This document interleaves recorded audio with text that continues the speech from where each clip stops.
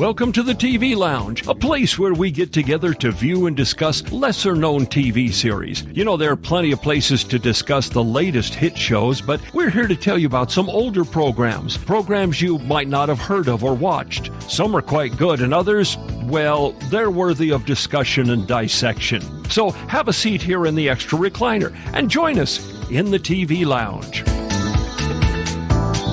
Well, Andy, here we are, another episode of the TV Lounge and episode 6 of Crime Traveler. Yeah, we're getting pretty close to the end of the series, actually. That we are. Now, I don't know if you've looked at our website recently, but I had to make a change. I found for some reason, a few days ago, I went to check, and the little bit of coding that I have that plays the episode, inside the website, for some reason that's not displaying, and I don't know what the problem is, but I had to make some changes to the TV Lounge website. I had to get a different player.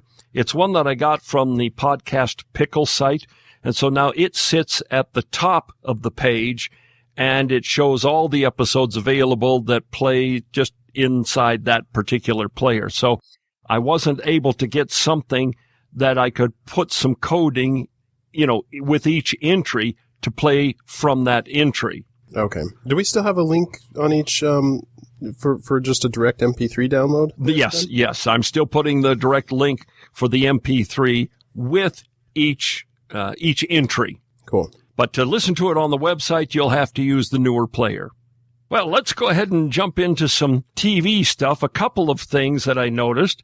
Not too much going on as far as new shows being announced at this point, but there is one coming up. The people who created The Amazing Race, they're putting together another one of those competition reality series. This time it's Is it called Amazing Sharktopus? No. Oh, Although all right. When Sharktopus comes out, I'm sure that will be amazing. Yes. But this is another one of those competition reality shows, and it's called Catch Me. There's not a lot of details. They're keeping this one pretty hush-hush, but the format seems to contain some of the same action elements that made Amazing Race, such a long-running hit. Yeah. They say that they're looking for they're looking to cast 2-person teams for this project. It's described as, and of course they're all described this way, a heart-stopping reality competition that requires contestants who have an adventurous streak and a poker face. And that's about all there is. I guess we can make our own assumptions about what Catch Me is about. I think it's going to be another one of those that after you've seen a few episodes, it's kind of the same old. Yeah. Over on Fox, they've also ordered a pilot. At this point, it's just a pilot called Panic Attack. This is another reality show, and they're going to have contestants face their greatest fears. Now, whether that's, fear of heights or snakes or tight spaces or something like that, they say they'll have a pair of therapists every week who will work with 5 people who suffer from the same phobia. So it's like one week you're not going to get somebody who's scared of heights and somebody who doesn't like spiders. You'll get 5 people who are all afraid of heights. This really is going to turn into a show where the only reason you watch it is to laugh at the people, which is kind of sad. I remember when I was a kid seeing a talk show on TV where they had people with irrational fears and phobias on there. Like there was this lady who was deathly afraid of bandages, Band-Aids, anything like that. Couldn't stand it. And so in the middle of the show, they bring out a guy dressed head to toe like a mummy. Oh, no. Just to freak her out. And she goes running around, just screaming her head off, just trying to, get out of the room. This wasn't a high-class show like Maury, was it? It's one of those, yeah. Yeah, well, okay. Anyway, I'm sure it's going to be something similar where you're just kind of watching and laughing. I think that might be the main draw to this. Hopefully, this isn't something where, you're afraid of heights, huh? Let's all go to the roof. I think if you actually watch people in real therapy, that could be a boring program. I think they're going to have to do something that's a little over the edge. Yep. Otherwise, nobody would watch it. Who wants to sit watch you and a therapist talk about how you don't like, you're afraid of grass or something? Now, here's something I am really excited about, and I've talked about this on the Batwings Beat podcast, and that is the old 1927 black and white silent movie Metropolis. Have you seen that? Yes, it's been a while, but I have. Now, I've talked before about how they found missing footage, and it's all been put back together. It's now 147 minutes, and they're releasing it as the complete Metropolis. Now, there's still some missing footage, right? But this is like the most, or do they have everything now? They have all but just maybe 5-6 minutes, something like that. Okay. See, originally this was 153 minutes. Yeah. And they've got it back up to 147 by adding almost another half hour that was missing. A lot of this, I can't remember the story exactly, except a lot of the footage was found, and they have been working for several years to restore it, to enhance it, and put it all back together. The interesting thing about this is it recently had a cinematic debut here in the United States. It was on April the 25th at Grauman's Chinese Theater. It was part of a film festival. They showed this new restored edition. The exciting part about this is it's getting a regular theatrical release beginning May 7th in all the major markets in the U.S. and Canada. The thing that I'm looking forward to is there's going to be a DVD and Blu-ray release this coming November. And I can tell you that is one that I am definitely going to buy. I don't think in the little town where I live that I'm going to see this complete Metropolis in the theater. So I am definitely buying this when it comes out in November. It's one of the 2 silent movies that I have seen that I really, really liked. The first one was Wings, and that was extraordinary film. But that and Metropolis are 2 of the best silent films, like I say, that I've ever seen. Yeah, I'm hoping that I get a chance to see in the theaters. I think that would be a pretty cool thing. Now, there is a website where you can get more information. It recently went online. The address is www.kino.com/Metropolis. I'll put a link to that in our TV Lounge show notes as well. But that's all the information I had about TV shows and movies.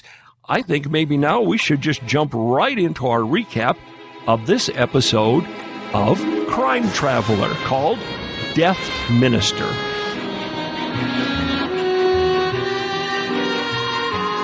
The episode begins with Jeff Slade and Holly Turner hidden in a warehouse. They're observing 4 men who are making plans to rob the Metropolitan Bank the following morning. Next, we're at Holly's apartment, where she and Slade are returning from a trip to the past. Can you remember it all? Yep.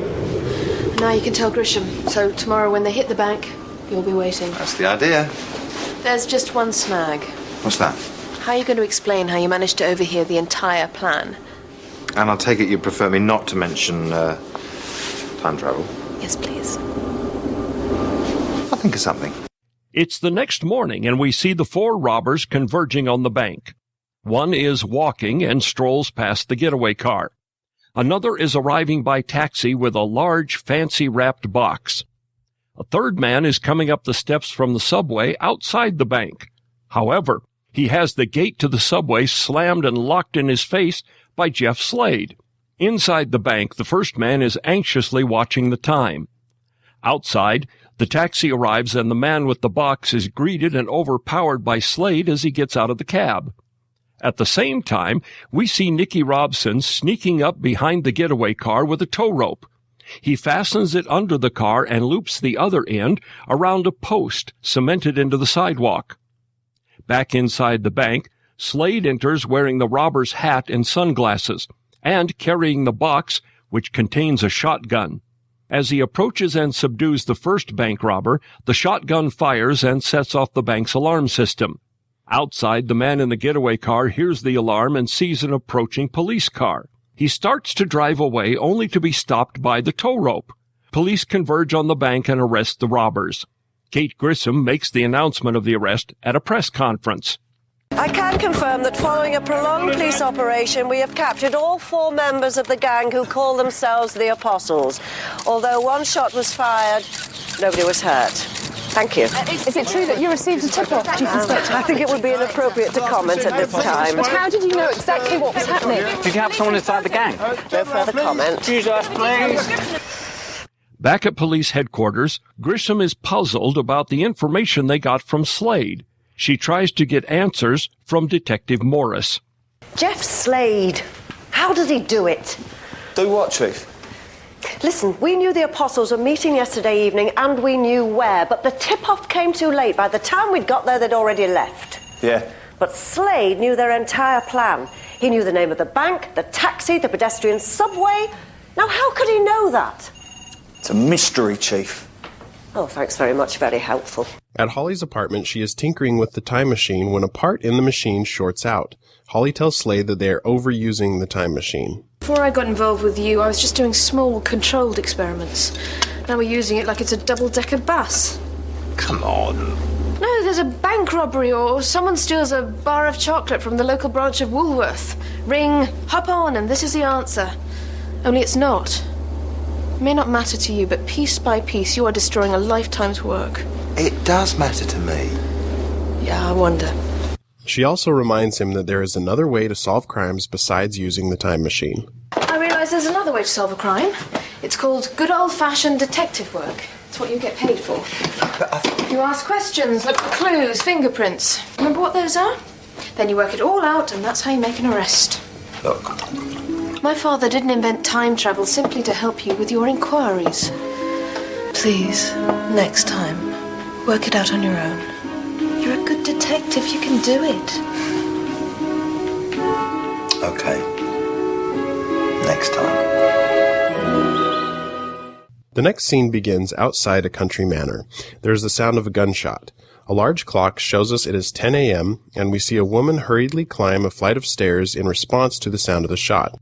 She is calling to someone named Ian. Upon entering a room at the top of the stairs, she discovers the body of a man lying on the floor. Slade and Nikki arrive at the scene. Grisham and Holly are already there. So who was he, Nicky? Hawkins, Ian Hawkins, with 2 I's. Oh, we could see all right then. No, Ian, I-A-I-N. He was partly Scottish. And now he's wholly dead. He was a government minister, Slade. Retired at the last election. Sir Ian Hawkins? Even you must have heard of him. Defence. Social Security. He was the one who tried to stop benefits for single mothers. He just stopped short of having them deported. Holly is taking a blood sample from the carpet. It is a second blood stain located away from the body. She says it is not the same as the blood of the victim. Nikki suggests it is the blood of the killer. Grisham has more information. She has Morris play a recording of an emergency call that Ian Hawkins made just before he was shot. Sir Ian Hawkins dialed the emergency services at 9:58, just before he was killed. I think you ought to hear what he had to say. My name's Hawkins. Sir Ian Hawkins. Look, I want you to send someone round right away. I've got this madman here in the house. He's with me now. Grisham tells Slade that the responding police spotted someone running from the house when they arrived. He got away. Slade remembers seeing a ladder outside the front window when he and Nikki arrived. It seems there was a window cleaner at the house at the time of the shooting. Outside, Grisham pulls Morris aside and gives him some special instructions. I want you to stick around. Chief? What we were saying yesterday. I want you to keep an eye on Slade. See what he gets up to. Right. Let's see if he gets another miracle result. This time I want to know how he does it. Back inside the house, Slade and Nikki are questioning Lady Hawkins. She is in her pottery studio. She tells them that her husband had many enemies when he was the minister, but that was a long time ago. When Slade asks about the window cleaner, Lady Hawkins tells him that the cleaner comes every Friday at 10 o'clock. His name is Robert, and he drives a van. She doesn't believe the window cleaner had anything to do with the shooting, and she gives them the name of someone else to question. If I were you, I'd talk to Kirby. Who's that? Lawrence Kirby. Now, Ian knew him a long time ago, but recently he resurfaced. He came to Ian with some sort of business proposition, and much to my surprise, Ian agreed to become involved. When was Kirby last here, Lady Hawkins? Actually, he was here this morning. He came on his motorbike. Did you see him arrive? No, but I saw him leave. Ian was quite angry. I think the two of them must have argued.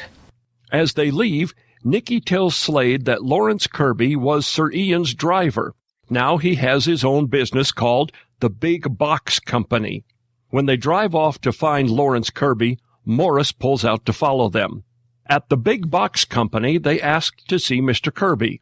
A woman who is cleaning the windows of a telephone booth asks if they are from the bank.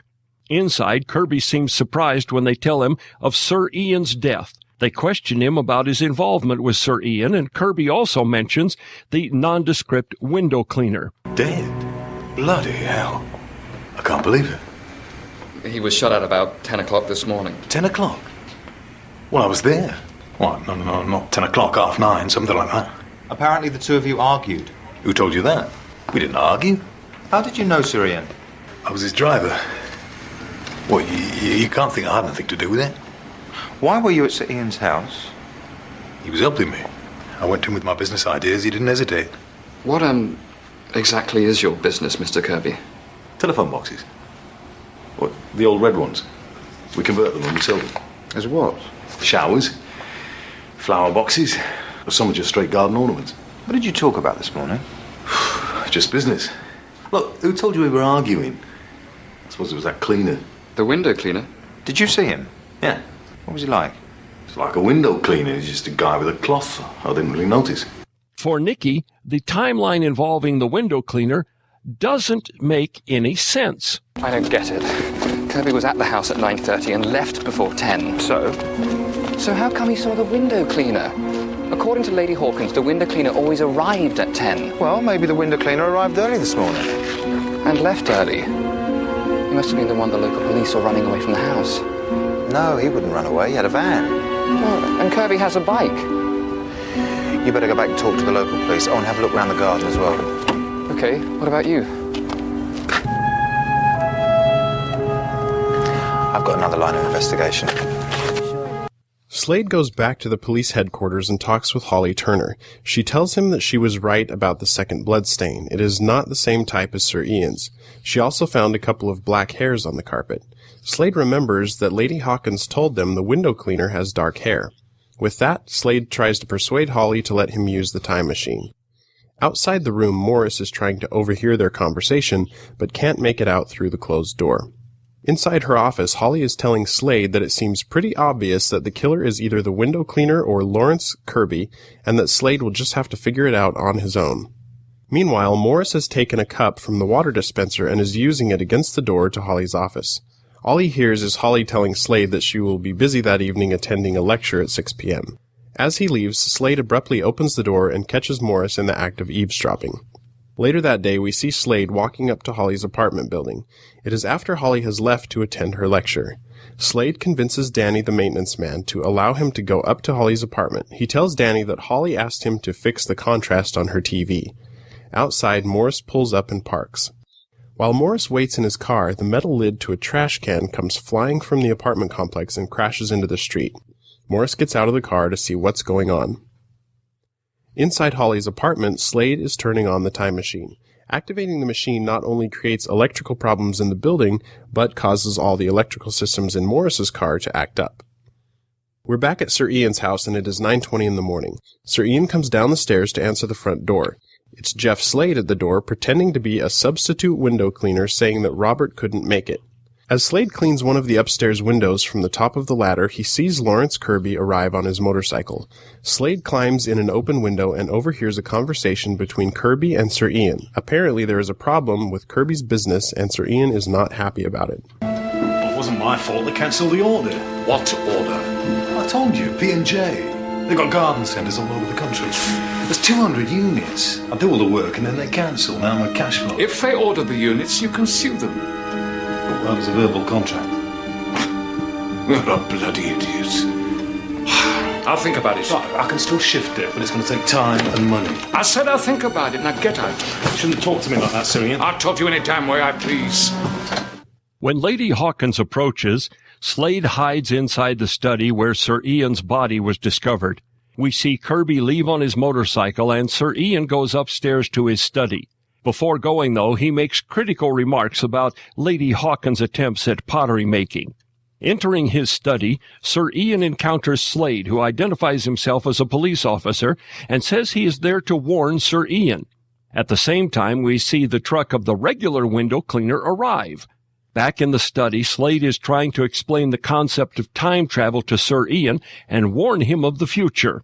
What do you think about the concept of time travel, Sir Ian? I have a friend called Holly Turner. Her father was Professor Turner. You may have heard of him. What about him? Well, he was the one who invented it. The time machine. I've never told anyone this before. Look, Sir Ian, you have 3 minutes to get out of this house. Or else? Or else you're going to be shot. Downstairs in the kitchen, Lady Hawkins is preparing a hot drink. Someone dressed in black quietly closes the kitchen door. Back in the study, Slade pleads with Sir Ian to leave the study before the killer arrives. Please, come with me now, even if it's only for a walk around the garden. What have you got to lose? You don't have to believe me, just... Please, do as I say. But I do believe you. Do you? I was an undersecretary in the Department of Science, and I knew Frederick Turner, or knew of him. The Einstein-Rosen bridge, it was his way of constructing a path through time. We've got 2 minutes. My wife is downstairs. Don't worry about your wife. You're the one in danger, Sir Ian. Right. Sir Ian pretends to hear something outside. When Slade goes to the window to check, Sir Ian hits him on the head with a large candle holder, knocking Slade unconscious. Sir Ian picks up the telephone and makes the call to the emergency service that Grisham played earlier. As he talks on the phone, the door to the study opens and we see a gloved hand point a gun at Sir Ian and fire, but we don't see the gunman. Slade wakes up and sees Sir Ian's body on the floor. And we see it is Slade's blood on the carpet, the second blood stain that Holly discovered. He looks outside to see the window cleaner's truck driving away. Slade gets the license plate from the truck. He then makes his escape out the window and down the ladder. As he gets to the ground, a police car pulls up. The police officers chase after him. As Slade climbs over a fence to get away, the timer from the time machine falls off his wrist. Back at police headquarters, Slade is running the license plate from the window cleaner's truck. He gets the name of Robert Mather and an address. When Holly enters the room, he quickly clears the computer screen. She notices that Slade is behaving strangely. When Slade leaves the office, Morris tags along behind him.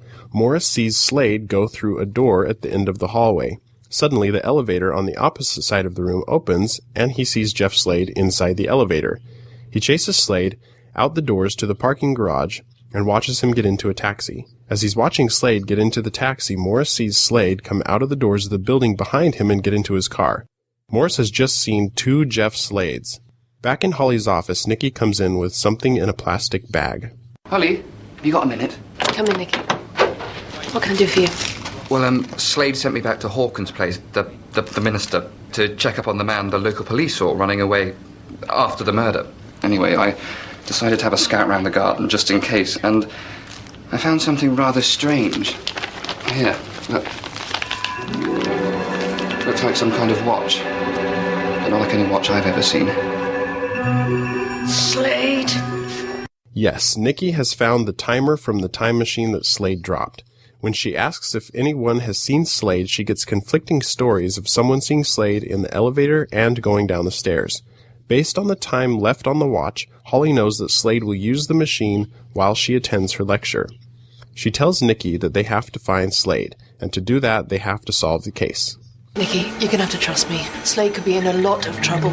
Is it the watch? Yes, this is Slade's watch and he ought to have it. We have to find him. How are we going to do that? By solving the case. Right, we've got the window cleaner and we've got Kirby. We don't know anything about the window cleaner, so let's stick with Kirby. Why? Because it doesn't make sense. Why would anyone in Hawkins' position go into a telephone box business with a man who used to be his driver? To help him out. Ian Hawkins was in politics for 30 years. He never helped anyone. Meanwhile, the time-traveling Slade who got in the taxi has gone to the address of Robert Mather, the window cleaner. It's an abandoned nightclub called Studio Valbonne. When Slade enters, he confronts Robert, who pulls a gun on him. It was you, wasn't it? You were the window cleaner at Sir Ian's house. Come on, put that away. It's over, Robert. Stay where you are. You won't use that. You shoot me, they'll send someone else. If you shoot them, then someone else will come. And where will that get you? My department knows where I am. I have to report back at 6 o'clock. When Slade says 6 o'clock, he looks at his wrist and sees the timer from the machine is gone. He realizes he doesn't have the watch to return to the time machine to enable him to get back to the present. He makes a move, and Robert shoots him in the leg. Meanwhile, Holly and Nicky arrive at the big box company to find Kirby's secretary, Monica Cox, leaving in a hurry. She explains that Kirby just fired her. It seems that since the police were there earlier, Kirby has liquidated what he could, took the petty cash, and is preparing to leave. Holly asks her about Sir Ian. Miss Cox, have you ever met a man called Sir Ian Hawkins? Well, I never met him, but I know him. I know about his money, anyway. He's an investor. He's a bloody idiot. God knows how Kirby got him to put his cash into this. He must have lost thousands. So the business never worked? Well, would you put one of these things in your back garden? Not that Kirby would ever listen to anyone, but you would have thought a sir would have had more sense. Where is Kirby? That'll be him now. Looks like you just missed him. Holly and Nicky turn to see Lawrence Kirby taking off on his motorcycle. They take up the pursuit, and Holly manages to cut him off, causing Kirby to crash his motorcycle inside an automobile repair shop. His motorcycle comes to rest directly under a car which is up on a hydraulic lift. When Holly asks him where he was going in such a hurry, he tells her it's none of her business. At that, Holly grabs the controls of the lift holding the car above Kirby. She pushes the button to start lowering the car. As the car lowers, she asks him how he got Sir Hawkins to invest in his company. She suggests that Lawrence Kirby knew something about Sir Ian. As the car almost comes down to rest and crush Kirby, he tells Holly what he had on Sir Ian. It was something happened 20 years ago. What? He was a minister in the Home Office. There was a girl. He had an affair? Bloody hypocrite. Went on for about 6 months. I could have gone to the papers then. So you threaten to expose him now? Yeah. Who was she, the girl? She worked as a waitress at a nightclub. What was her name? I don't remember. Mather! Janet Mather! Tell me about the club. It was a Studio Valbonne in Lock Street. She shared a flat over the top. I don't know, she was sick, dying. She rang Hawkins, asked him for help. What did he do? He ignored her. It was the best thing could have happened to him. It's got to be something else. If this happened 20 years ago, how would you have even proved it? You knew something else, didn't you? She had a kid! Grown-up kid! What was the name? Bob Mather. Robert Mather. Robert? The window cleaner. Back at Studio Valbonne, Robert has tied Slade to a supporting pillar in the building. He asks Robert why he killed Hawkins. Why did you kill Hawkins? For what he did. To you? To my mum. And to me. What did he do? He didn't do anything. He ignored her. She was sick. He could have helped her, but he didn't even return her calls. He did nothing! Where is your mum now, then? She died. Slade tries to persuade Robert to let him go. He knows he has to be back at the time machine by 6 o'clock or he'll be caught in a loop of infinity. As Holly hurries to Studio Valbonne, Robert is breaking gas lines in the building. Holly knocks on the door to the studio building and Robert answers. When Holly confronts him, he tries to attack her and runs back inside. Meanwhile, gas is filling the room and Slade sees a gauge that says auto ignition control. The gauge is climbing to the ignition point. Outside, Holly is trying to break into the building. She is almost run over by Robert driving off in his truck.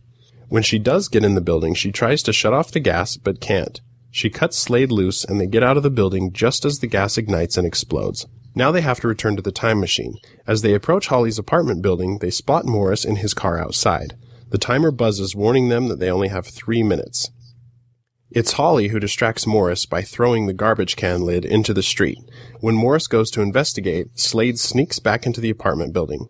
But he runs into Danny, who just saw him go upstairs. Slade tells Danny that he fell out of the window. Slade returns to the time machine and gets back to the present just in time, but he has to face an angry Holly Turner. Tell me, Why did you do it?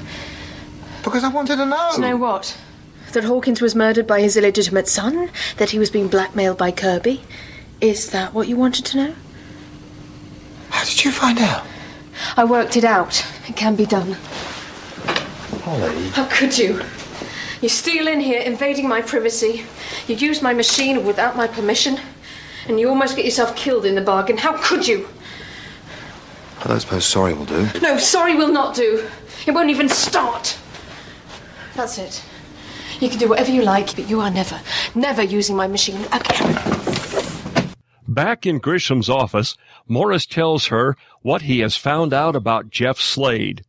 Only this time I know how Slade worked it out. Go on.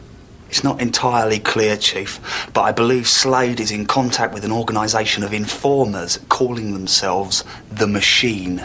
The Machine? The Machine is based somewhere outside the city. Slade has to travel to get to it. Holly Turner is part of The Machine. Go on, Morris. There's one other thing, Chief. I believe Slade has a double. A what? A double. Maybe it's a twin brother. But when Slade is meeting the Machine, the double stands in for him here. Is that it? Yes, Chief. Well, Morris, your theory is the biggest load of nonsense I have heard in 27 years of policing. You are an idiot, Morris. An incompetent idiot. Yes, Chief. You don't want me to continue my investigations into Slade's activities then, Chief? No, Morris. I'll deal with Slade. You go and lie down. Right. And that concludes episode 6 of Crime Traveler, entitled Death Minister. Next episode, Holly is in desperate need of money to repair the time machine, and so Slade devises a plan to win the lottery. However, time won't let you cheat, or will it? Well, Andy, what did you think of this 6th episode of Crime Traveler? I like this one quite a bit. I think it was kind of one of the better episodes. Not that we've had a lot, but I liked this one quite a bit. It wasn't as, for example, it wasn't as predictable as the last one. The one thing that I liked about this episode was you had the crime being solved both ways, by Jeff Slade going back in time to put the pieces together, and by Holly working it in real time to solve it kind of the old-fashioned way, using detective work. Exactly. This episode kind of really followed sort of the classic science fiction kind of model where you have technology and then you kind of overuse it or exploit it too much to the point where it causes you trouble, which is exactly what Slade did. Right. It kind of backfires on him. Mm-hmm. And then he really made Holly mad. She ends this episode really ticked off at him. Yeah. So the question is, next time, is he going to be able to, kind of get her to... We know they've got to use the time machine next episode. Is he going to be able to get back in her good graces? Yeah, it seems like this would have kind of put it over the edge. Well, I had a few thoughts about the episode itself. When they were talking with Lady Hawkins, Nikki and Slade down in her pottery studio, mm-hmm. Did you notice, her husband had just been murdered. She didn't seem very upset about it. She just sits there working on the pottery. She's not, sure.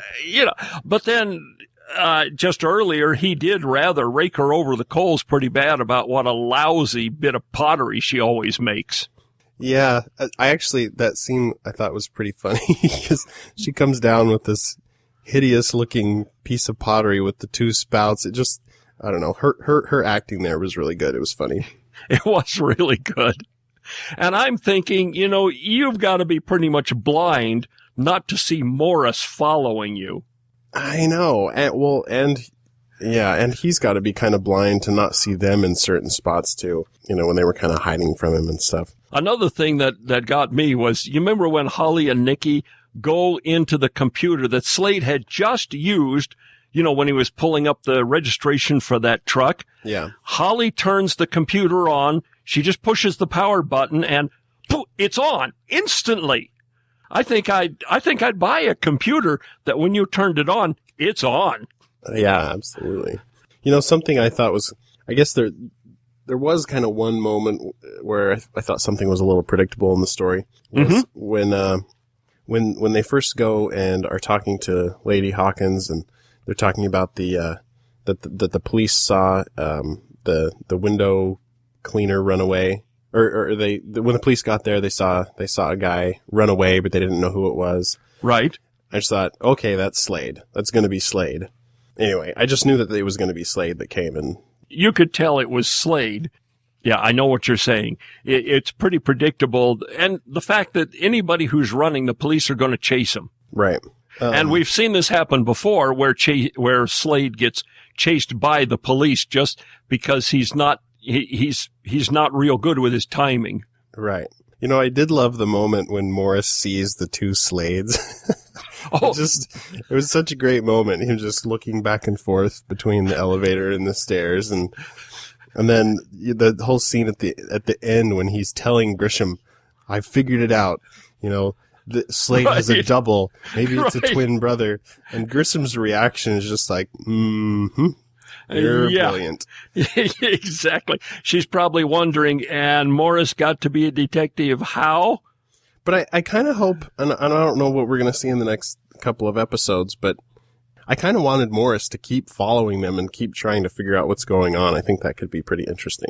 I don't remember whether anything like that happens, but if the series had continued, that would have been an interesting angle to play, that Morris, through all his bumbling, actually manages to figure it out. Yeah.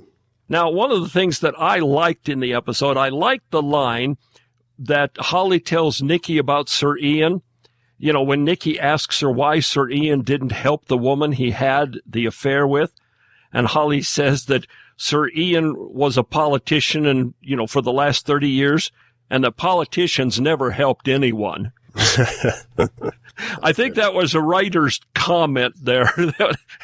The writer of the series, I think maybe he put that comment in Holly's mouth. Yeah. Specifically. Sure. But overall, I rather enjoyed this episode of Crime Traveler, and I'm looking forward to the next one.